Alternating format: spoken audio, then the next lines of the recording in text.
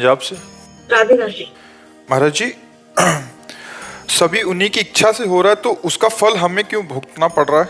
जब सब तुम अपनी इच्छा पर करना बंद कर दो, तुम्हें भोगना बंद कर हो जाए, किसका फल? तो हाँ, अपनी इच्छा बंद कर दो। अपनी इच्छा से करोगे आचरण तो उनका भोग तो तुम्हें भोगना पड़ेगा। तुम भगवान की इच्छा से चल रहे हो कि अपनी इच्छा से? तुम्हारी इच्छाएं है?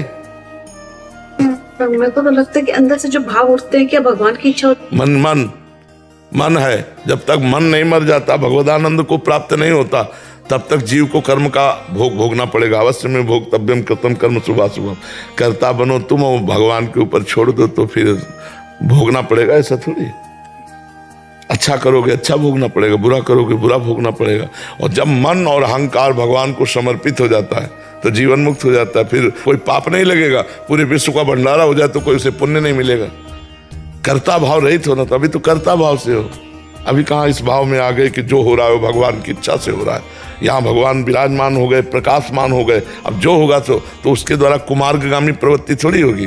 और कुमार्गगामी प्रवृत्ति नहीं होगी, पाप नहीं होगा तो दुख ही नहीं मिलेगा, कोई समस्या ही नहीं है, फिर प्रश्न ही नहीं है। क्योंकि भगवान के द्वारा हो रहा है तो मैं करता नहीं तो प्रश्न कैसा? समझ पा रहे हो आप?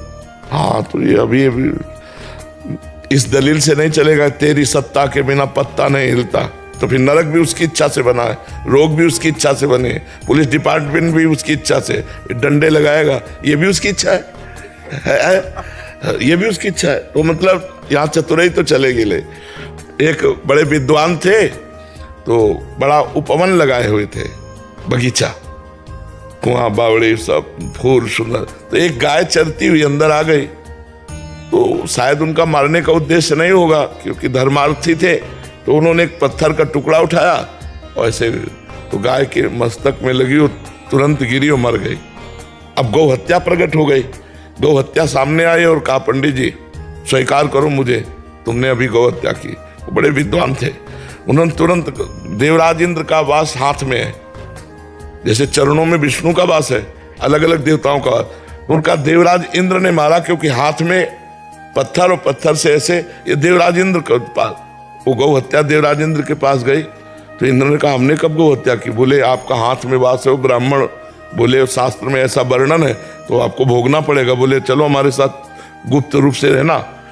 वहां गए एक सेठ के रूप में। बोले पंडित जी प्रणाम, क्या सुंदर फूल लगे हुए हैं, किसने लगाया? बोले हमने। वाह, बहुत सुंदर है बगीचा है, किसने लगाया? हमने। और ये कुआं? हमने। बोले गौ हत्या? इंद्र ने। तो चढ़ जाए इसके ऊपर। अच्छा काम किया तो हमने, बुरा किया तो देवराज इंद्र ने। गौ हत्या को तुरंत उसको स्वीकार करना पड़ा। तो देखो यहाँ चतुराई नहीं चलेगी। अहंकार जब तक भगवान में समर्पित नहीं होता तब तक ये बात कहने की केवल रहेगी। पाप भी सत्ता से हो रहा है अगर मानोगे तो नरक भी भगवान की सत्ता से, डंडा भी भगवान की सत्ता से, रोग भी भगवान की सत्ता। इसलिए होश में दो विभाग किए गए, एक पाप कर्म और एक पुण्य कर्म। पहले पुण्य कर्म करके पाप कर्मों का त्याग कर दो, फिर पुण्य कर्म में कर्ता भाव का त्याग कर दो। भगवान का नाम जप करो, भगवान की प्राप्ति हो जाएगी।